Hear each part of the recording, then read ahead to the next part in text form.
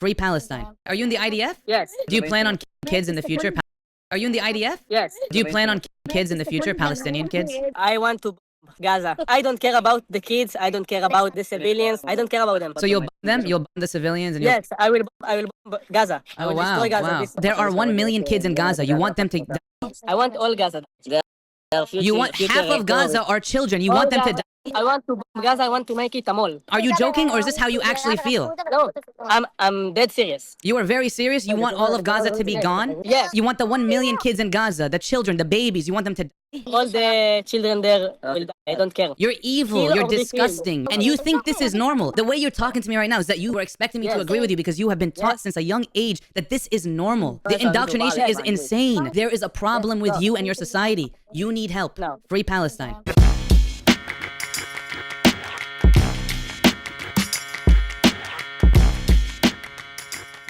What's up, YouTube? Drill Sergeant here. And Donald Trump is in the Epstein files, as well as he's about this close to giving clemency to a woman who trafficked underage children to old men for the purposes of playtime. And this story is not a distraction from that. So I just wanted to get that out the way first. Now, the story. You may have seen lately unbelievably grotesque, insane pictures, ridiculous reporting about kids being sniped, about people using hunger and famine as a war tool, trying to get people into concentration camps in the south of Gaza. Israel is now Nazi Germany, but it's maybe even worse. It's maybe even worse because they've taken all the lessons but also have used the Holocaust itself as a cover to commit one, which gives them an unbelievable, and quite frankly, I mean unbelievable, because I cannot believe how the rest of the world has been okay with the ethno-state, with a single religious ethno-state that calls itself free and is able in 2025 to have other religious groups be second-class citizens and then commit a genocide.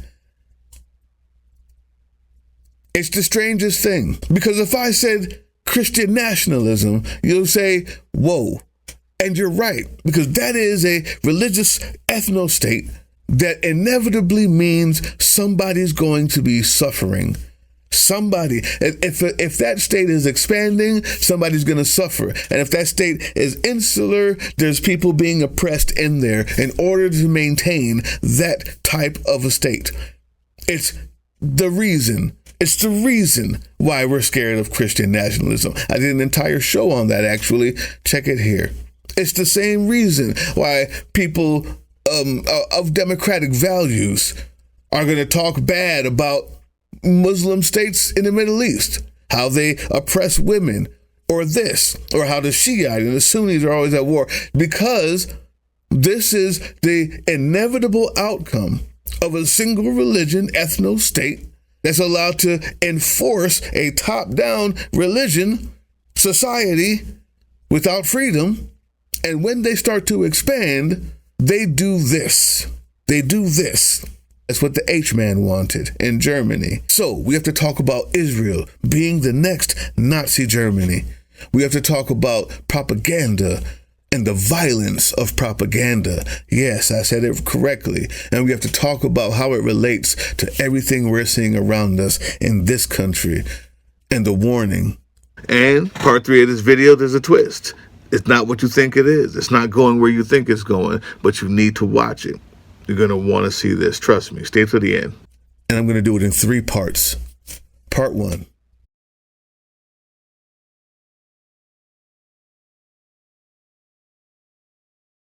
So YouTube, in the beginning of this, you saw a video clip. I showed a video clip that was disturbing. You know, the IDF soldier talking to a guy named Hamza Sadah. He just shows himself talking to not just IDF people, but just regular Israelis on the ground, kids, children, teenagers, and some adults.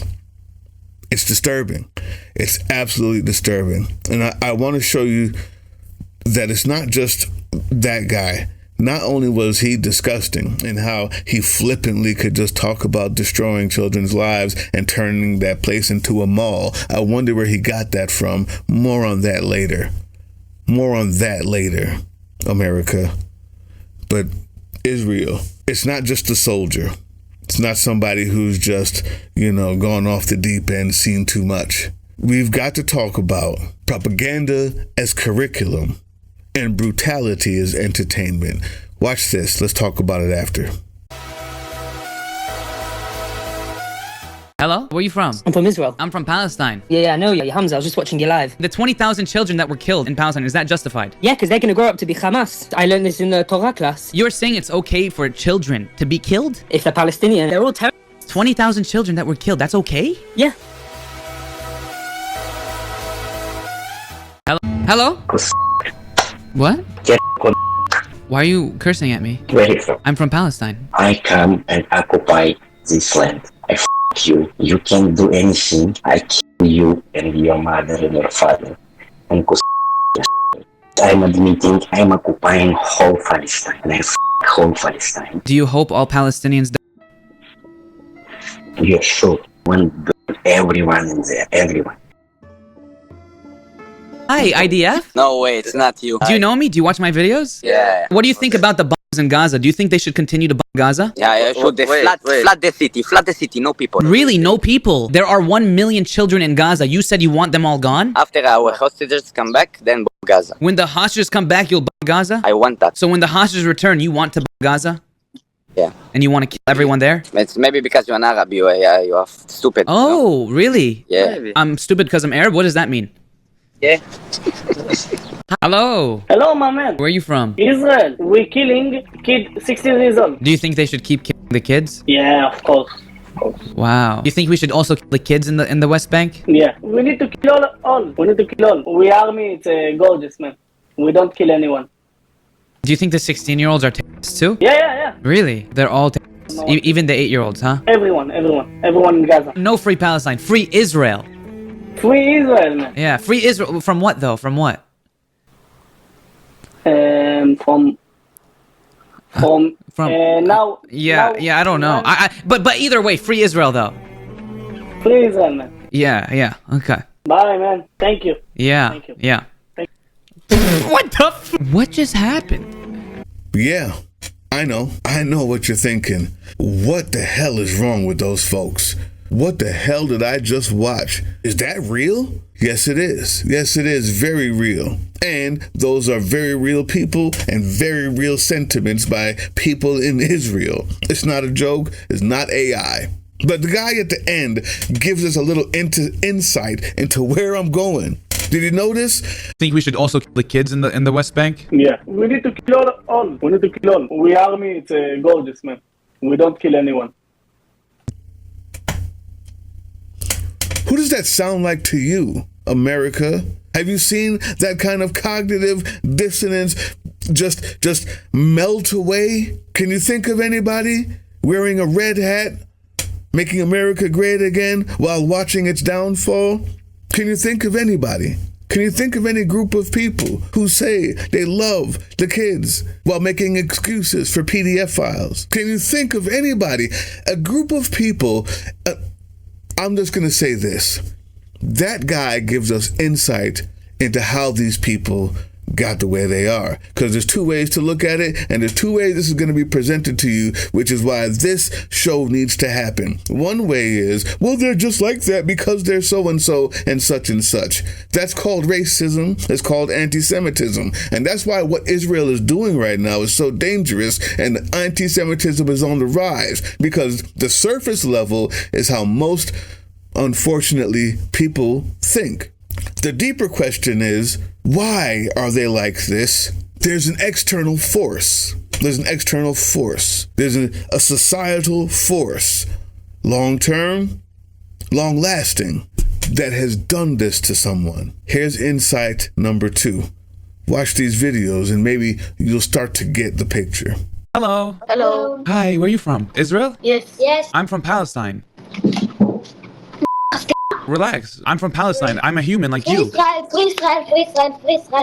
Free Israel from what? You don't like Palestine? No, Palestine. Why? They're children, bro. She's trying to punch me through the screen. They are taught to hate Palestinians at such a young age. They look at Palestinians as animals, unfortunately. That is just the reality. Israel. I'm from Palestine. Why? Everyone who lives in Gaza want to kill me. No. I have a lot of family and friends in Gaza. No. Do you think it's right that I need to be scared here? Palestinians are not just scared. They are dying. Children have been killed. They are not alive anymore. They're having fun too, okay? They're not having fun. No Palestinian is having fun. They're in an open air prison. They're in a concentration camp. But you want to kill me, so I don't want to kill you. Who's teaching you this? Who's telling you that? Can I ask you a question? Do you know about the Nakba of 1948? Yeah. What happened? They killed us. They killed you? Who's teaching you this? Just for clarification to those that may not know, the Nakba of 1948 was when 750,000 Palestinians were displaced by the Zionist regime Israel when they first got established in 1948. 15,000 Palestinians were killed in 1940 during the Nakba, and 500 villages were completely destroyed and depopulated. But she's saying it's like flip-flop. The history is just flip-flop for her. That's what they teach people in Israel. Chill, calm down. I'm from Palestine. Fuck you. I fuck your mom, What about the kids that were killed in Gaza? I wish you get the cancer, Do you want to kill me? Yes. You want to hurt me? Yes. Is it because I'm Palestinian? Yes. I wish you get the cancer, ya Ben. Chill, calm down. I'm from Palestine. Fuck you, Hello. Hi. Where are you from? What is going on? Guys, I'm from Palestine. What just happened? They're crazy, dude. What just happened? Now, I let that go on a little bit because I need you to understand that it didn't start with the man who said, I come to kill your mother and R-word your wife and I want to destroy them. It started with an 7-year-old who wanted to punch Hamza through the screen, and she's never seen a Palestinian. You see, Nazi Germany had a guy named Goebbels, and he was tasked with media and propaganda of all sorts. But what they really wanted was the Hitler Youth. That's what they was called. And young children to be indoctrinated. That just never took hold because the war came and we bombed them, destroyed them, as well as Japan. But Japan isn't full of blonde hair, blue-eyed white people. So we put a whole different level of devastation on them than we did the actual Nazis. Why is that important? That's maybe the reason why right now in Palestine, we're doing nothing. Men killed, we did nothing. Women killed, we did nothing. Children killed, we did nothing. Children burned alive, we did nothing. Children killed by snipers, we did nothing. International laws shattered, nothing. War crimes committed, nothing. Men killed, women killed, children burned alive, children killed by snipers, nothing. Journalists targeted and killed, nothing. Doctors, aid workers killed, nothing. Humans deliberately starved, nothing. Deprived of human rights, nothing. Land stripped and stolen, nothing. Israel has run rampant with atrocious, deplorable killing and nothing. Seriously, when does it end? Is it when there's nothing left to do nothing about? The fact that the state has been allowed to just exist as an occupier of someone else's land, become an ethno-state that we seem everywhere else in the West to be against, and make propaganda the curriculum. It's past Nazi Germany. They were still trying to get over with propaganda on the adults and had a plan for the kids. In Israel, those kids have grown up and they're now grandparents. So this is what you get. We were a mile and a half or so from 300,000 people who were being forcibly starved to death by the Israelis. That was Matthew Ho, a former U.S. State Department official and U.S. Marine veteran who recently took this tour in Sderot, where visitors use coin-operated binoculars to peek into Gaza. An Israeli school field trip showed up, and these children, they're teenagers, they came from 2 hours away to come and watch the genocide.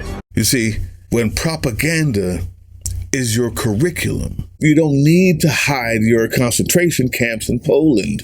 so that the people don't see it. As a matter of fact, you can build extra high power binoculars so that the people can come to watch the genocide and enjoy it for themselves. You don't need to hand out pamphlets that call the people you're destroying animals. You just put it on the blackboard before their minds are able to tell the difference. You don't need a Fox News. You still want one there because that person will grow up. But 90% of the job is done when the propaganda is your curriculum. The tours are also done in English for international visitors and are included in Birthright Israel trips for Jewish Americans and for all Israeli school children. The population sees it as entertainment, where you have this complete dismissal of the Palestinians as human beings, but as part of their school curriculum.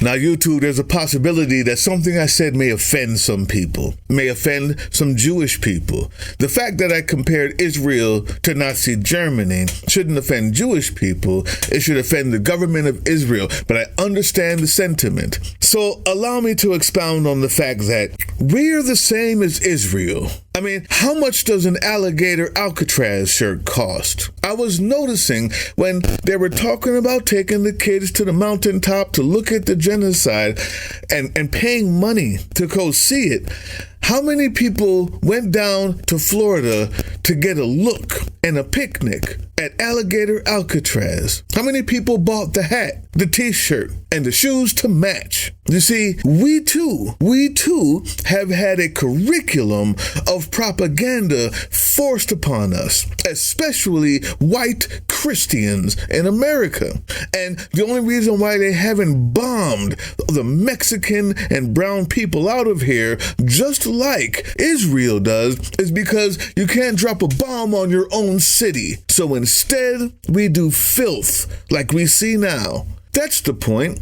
That's the point. That's how this affects us. We are Israel. We are them. We give them the money for their atrocities, and we give ourselves the money for our atrocities. Do you realize nothing has been paid for? Nothing is worth paying for at all. Doge came in. They're ruining everything that you got. Your student loans to your Medicaid and Medicare. But ICE got $170 billion over 10 years because the only thing worth paying for is the destruction of those others, because we want to become a Christian nationalist state, a fascist state. And immediately upon saying those words, this is the reaction.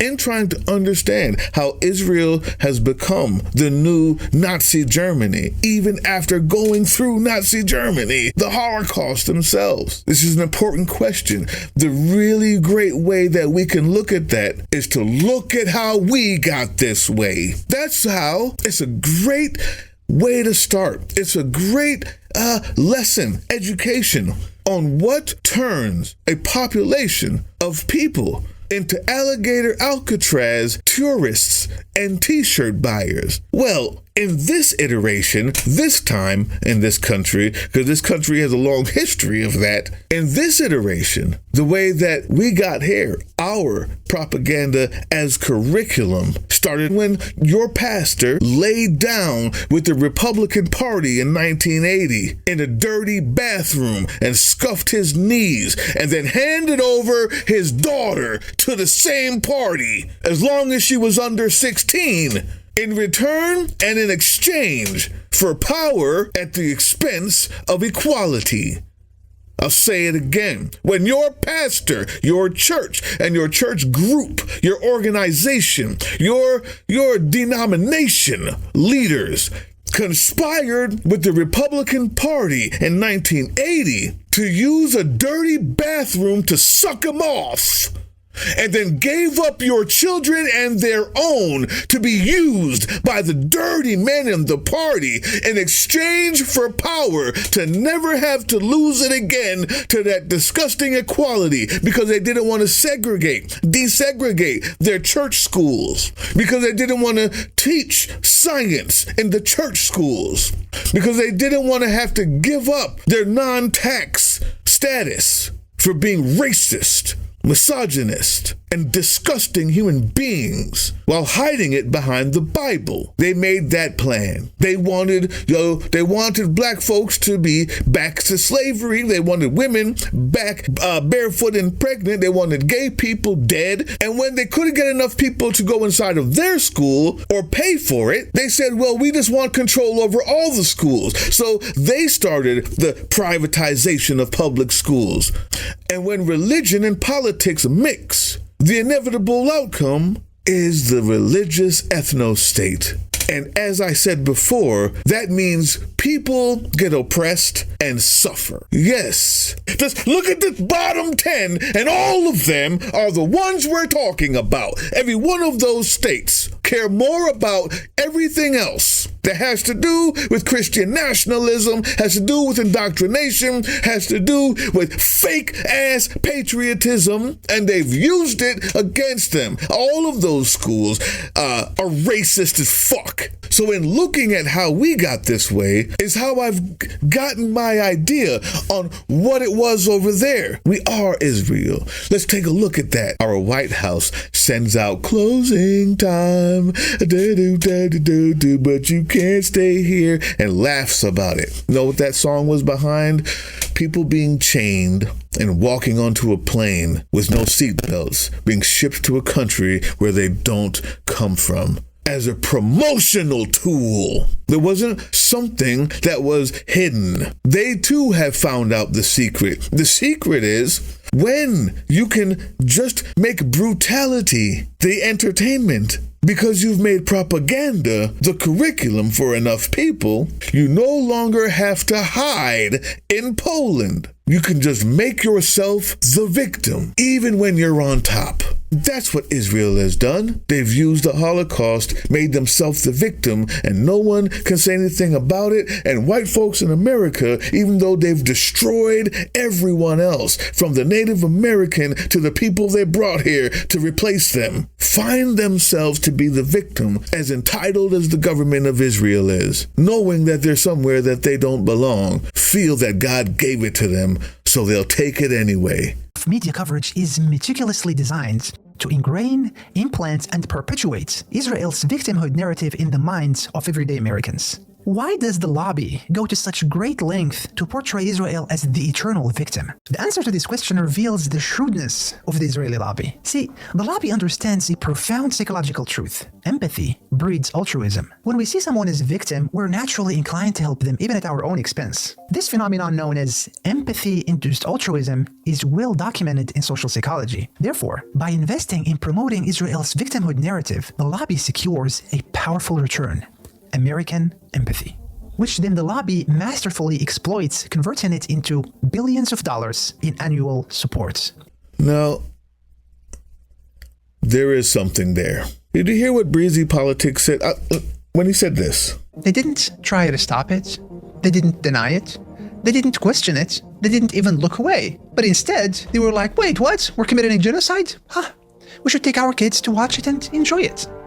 Now, how does that sound? Because if it sounds horrible, if it sounds sick, if it sounds disgusting, that's because it is. Yeah, it is disgusting to bring kids to watch a genocide happen and have them there to just eat lunch afterwards. That reminds me of this. The legal definition of lynching is when 3 or more persons, which constitute a mob, put someone to death extra-legally without court sanction, without legal sanction, and they do it for the purpose of tradition and or whatever their version of justice is. This society, Breezy Politics, not their society, our collective Western society, specifically the United States of America, used to bring kids to the lynching and eat lunch at the park while watching a black man burn while hung from a tree. And I can't even show the full picture because I'm going to be the one to get demonetized, not them. We must understand history, politics, literature, and the world around us, because even in the truth, there can be lies and misleading. And that is a type of propaganda that brings us to part 3.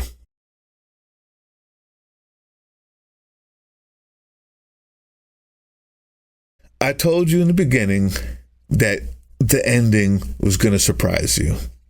Everything that we've seen so far is not that it's not true. I meant every word of it, and so did those people in the videos. But did you know that just last week there were 10,000 people in Israel that wanted to get rid of Netanyahu, that were fighting for ending the war? Did you know that many of the people in that crowd had relatives who were or still are hostages by Hamas? In Tel Aviv, tens of thousands of Israeli protesters gathered on Thursday night demanding an end to the war in Gaza and the return of hostages held by Hamas. Amongst the crowd were more than 300 Israeli soldiers who signed a letter demanding a ceasefire deal. Many protesters were also calling for the resignation of the Israeli Prime Minister Benjamin Netanyahu. Amid tight security, the protesters are marching through central Jerusalem calling for Netanyahu to step down.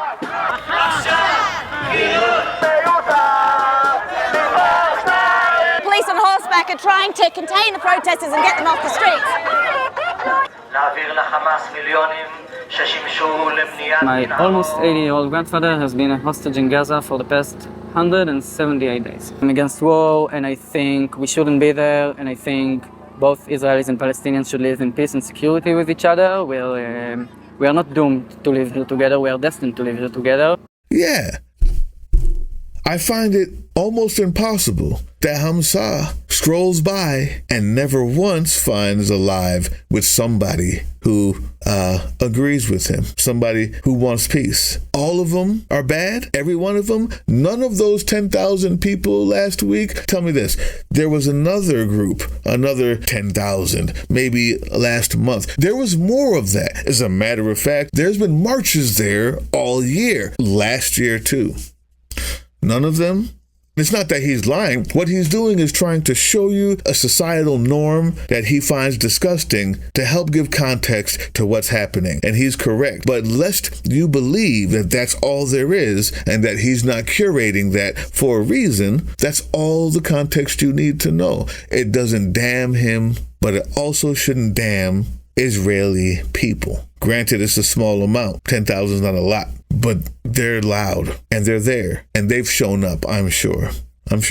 Let's take a look at our friend here. When whispers began spreading that a Holocaust might be taking place, some resistance still emerged from different parts of the society. The White Rose movement, the German Catholic Peace movement, the July 20th plot to assassinate Hitler, just to name a few. But what stood out to me the most was how the Nazi leadership perceived the society's stance on this issue.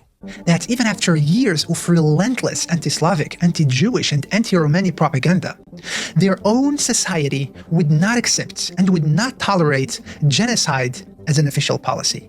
And that says a lot. Now, compare the attitude of German society towards the Nazi Holocaust with how Israeli society reacted to Israel's Holocaust in Gaza. If it sounds sick, if it sounds disgusting, that's because it is. At least for a normal society, but not according to the Israeli society. You need to remember that no matter what he tells you, when he says it's a society, how bad this society is, you should watch the whole thing. It's interesting. But he never says why. No matter what he told you, the truth is, no, everybody in Germany didn't know what was going on. Many of them looked the other way. Many of them saw the same flyers. Many of them beat up Jews on the street. Many of them were happy to see them die. And by the end, they were packing the trains full of Jews, knowing exactly where they were going. Why would he say that? Well, he not only an agenda, it's not all about conspiracy. He has an agenda, yes, but he also is trying to tell a story that he thinks you need to know. On the other hand, even in the truth, there's lies. And the only way to be able to see through that, sift through that, get what you need, discard the rest, or use it for context as it should be used, is the education. So I've decided that we're going to start that. The political drain. We're going to start doing history. We're going to start doing race, gender studies. We're going to start doing political studies, civics. We're going to start doing maybe even civil disobedience classes. We're going to do everything that the resistance needs, as well as for not only now, but as well as in the future. People need to understand literature, history, politics, political science as it is. We're starting our first political science class soon, and our teacher, she's a good one. But now I want to start more out there with you. Can you go to the library and start a class on Saturdays? What about every other Saturday? Why don't you email me? I'd like to start some political science classes with people who know and have a curriculum and know that we can have kids from all ages go there because they won't be getting it in the school. And there's nothing you can do about that. So we'll teach them ourselves. I'd love to have a history class. I'd love to have a media literacy class, understanding context, understanding how to discern, understanding primary sources from secondary sources. Do you know stuff like that? I'd love to see it. We're starting it. Email me if you care. If you teach, I'm starting it on Political Drain, that's for sure. Maybe you'd like to start it at your nearest library. That's how we win. I know it seems strange, but I did say this when I started in January. Education down there in the beginning of our show, I meant it. And this is why. Who's with me? Because tomorrow we fight. Hey, yeah, you. Before you click away to watch someone unbox a tactical toothbrush, let's talk about something real. Political Drain isn't just another content mill. We're a digital front in a very real war. Not with bullets, but with ideas, with action, and with solidarity. We pair urgent news with critical education. And we build community around actual resistance, not the hashtag kind. The kind that moves. But here's the thing. None of this is free. It isn't. Behind every video is time, labor, research, and some weird guy asking if we're going to pay the hosting bill. And yeah, some of that money goes to things we can't necessarily say out loud. If you know, you know. Let's just say our special ops aren't Call of Duty LARPers. They're people making real moves to protect, uplift, and organize. You're not just funding a channel. You're funding a resistance network in a world where capital still calls the shots. Unfortunately, in a system built on artificial scarcity, even mutual aid has a price tag. And if we want to grow, if we want to win, we need your help. We need your help. So if you've got even a few bucks to spare, toss it our way. It's not for ads. It's not for merch drops, but for people making moves in the shadows so others can do it in the light. It's just us and you. So fund the mission, fund the fight, fund the future, because nobody's coming to save us. We save each other. That's how this works. Follow us on all these things you see here, and our link tree is in the description. Maybe even get some merch.